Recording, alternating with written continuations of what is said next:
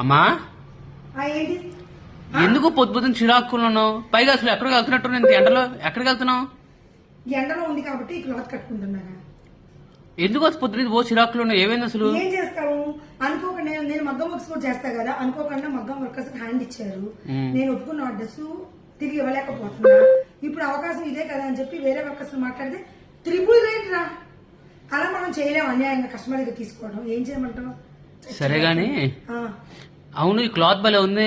ఎక్కడ కొన్నావు? నువ్వేది కూడా డిఫరెంట్ గా భలే కొంటావు మమ్మీ. అలా అనిపిస్తుంది నాన్న, అందరూ వాడేవే. ఇదా 250 మనం అమ్ముతాం ఇవి 250.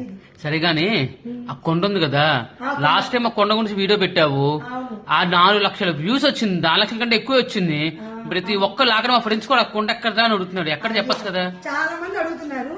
విజయవాడ భవానీపురం కుమ్మర్పాలెం సెంటర్ నుంచి గుప్తా సెంటర్ వైపు వెళ్లే దారిలో వరుసగా కుండను అమ్ముతారు. నేను అలా ఎతుకుతుంటే ఏదైనా డిఫరెంట్ గా ఉంటే బాగుందని ఎతుకుతుంటే ఒక ఆవిడ అక్కడ లోపల ఉంది. ఆ లోపల తీసుకొచ్చి నేను బయటికి పెట్టి నాకు 2 కావాలని చెప్పి 2 మోడల్ తీసుకున్నా. ఎవరికైనా కావాలనుకుంటే కుండలు అమ్మే వాళ్ళ దగ్గరికి వెళ్ళి నా వీడియో చూపించి అడగండి.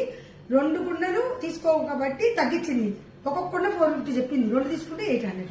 సరే గాని మమ్మీ ఇది కూడా దీని గురించి కూడా అడుగుతున్నాం చాలా మంది. అప్పుడే నిన్నే పెట్టేది మైక్రోబాట్ గ్యాస్ ఆదా అవుతుందిరా, కుక్కర్ లో పెట్టి దానికంటే కూడా ఉడుకుతుంది.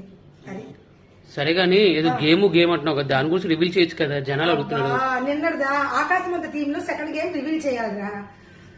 చేస్తా, ఇవాళ అన్ని చేస్తాను. ఇవాళ అన్నిటికీ క్లారిటీ ఇచ్చేస్తా. అన్నం తిన్నావు నువ్వు? ఓకే.